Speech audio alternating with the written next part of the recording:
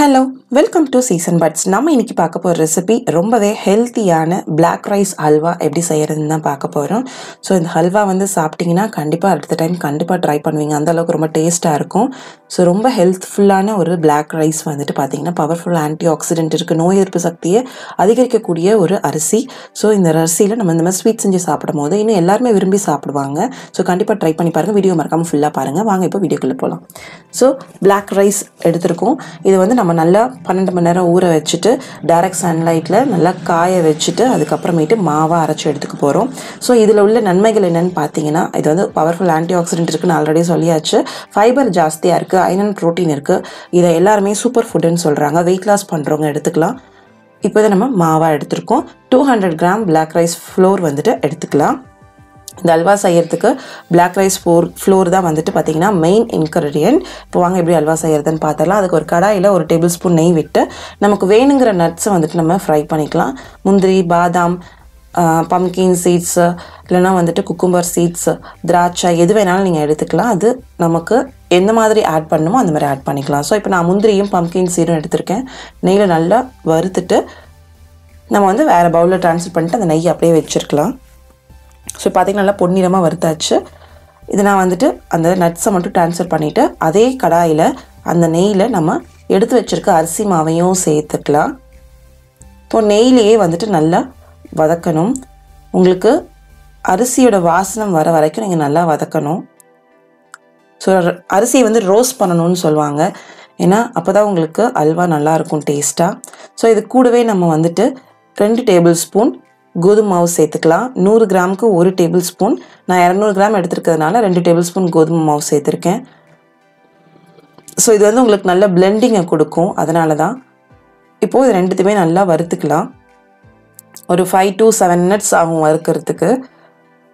So இப்போது அரிசி நல்லா வறுத்தாச்சு. வாசனை உங்களுக்கு நல்லா வந்திருக்கும். ஸோ இப்போ நம்ம அதை ஆற வச்சிடலாம். இன்னொரு பக்கம் வந்து நம்ம ஒரு பேனில் சுகர் சிரப் வந்து ரெடி பண்ணிக்கலாம். இதில் வந்து நம்ம நாட்டு சக்கரை தான் சேர்த்துருக்கோம். ஸோ அதனால் வந்துட்டு உடம்புக்கு ரொம்பவே நல்லது. இப்போது நம்ம ஒரு பவுலில் 2 கப் தண்ணி ஊற்றி 200 கிராம் ஈக்குவல் அரிசி நம்ம எவ்வளோ போடுறோமோ அரிசி மாவு அதுக்கு ஈக்குவலாக சுகரும் எடுத்து நல்லா கரைச்சிக்கலாம். ஏன்னா வந்துட்டு அதில் தூசி ஏதாவது இருந்துச்சு அப்படின்னா அதை அவாய்ட் பண்ணுறதுக்காக தான். இப்போ நல்லா கரைச்சாச்சு. இது நம்ம எடுத்து வச்சுட்டு திருப்பி அதே கடாயில் நம்ம அல்வா செய்யறதுக்கு ரெடி பண்ணிடலாம்.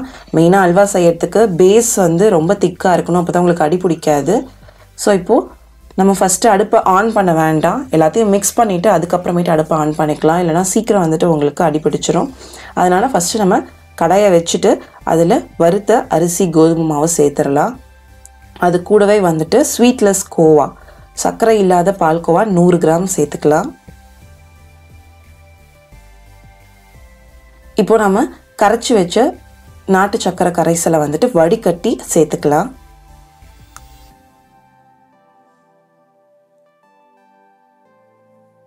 இப்போ இது எல்லாத்தையுமே நம்ம கட்டிகள் இல்லாமல் நல்லா கரைச்சிக்கலாம். கருப்பு கவுனியை வந்துட்டு நீங்கள் டெய்லி எடுத்துக்கிட்டீங்க அப்படின்னா உங்களுக்கு தேவையில்லாத கொழுப்பு கூட கரையிறதுக்கு உதவும்னு சொல்கிறாங்க. நான் வந்துட்டு ட்ரை பண்ணியிருக்கேன். கண்டிப்பாக வந்து வெயிட் லாஸ் ஆகுது. ஹெல்த்தியாக நீங்கள் வெயிட் லாஸ் பண்ணணும் அப்படின்னா நீங்கள் வந்துட்டு கருப்பு கவுனி அரிசியை டெய்லியும் ஃபுட்டில் எடுத்துக்கலாம். ஸோ இதில் இன்னும் நிறைய நம்ம ரெசிபீஸ் பண்ணலாம்.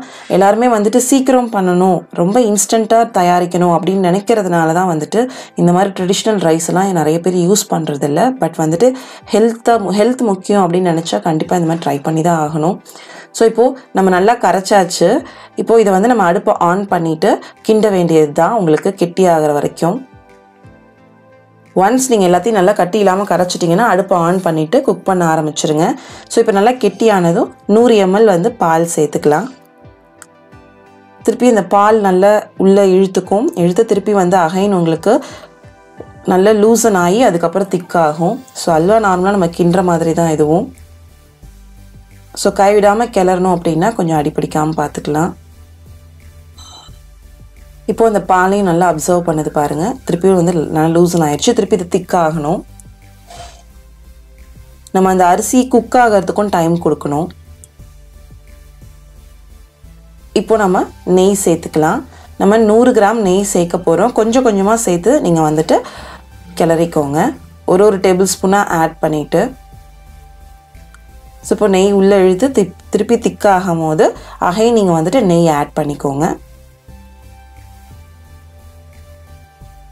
இந்த மாதிரி ஒரு அல்வா செஞ்சு கொடுத்தீங்கன்னா கண்டிப்பாக எல்லாருமே விரும்பி சாப்பிடுவாங்க. நீங்கள் வந்துட்டு குழந்தைங்க சாக்லேட் ஃபஜ்ஜுன்னு கூட நினச்சிக்குவாங்க. அந்தளவுக்கு ரொம்ப டேஸ்ட்டாக இருக்குது. யாராலையும் கண்டே பிடிக்க முடியாது இது வந்து அரிசியில் செஞ்ச அல்வான்றது. ஸோ அந்த அளவுக்கு உங்களுக்கு நல்லாயிருக்கும். ஸோ அகைன் நான் வந்து நெய் ஊற்றிட்டு திருப்பி அந்த நெய் அப்சர்வ் பண்ணுற மாதிரி கிண்ட போகிறோம். உங்களுக்கு ஒரு 1/2 அன் ஹவர் ஆகும் இந்த அல்வா ரெடி பண்ணுறதுக்கு. பட் அவ்வளோ நம்ம இதில் கெடுதலாக ஒரு பொருள் கூட சேர்க்கலை. ஒயிட் சுகர் சேர்க்கலை, அதே மாதிரி மைதா சேர்க்கலை.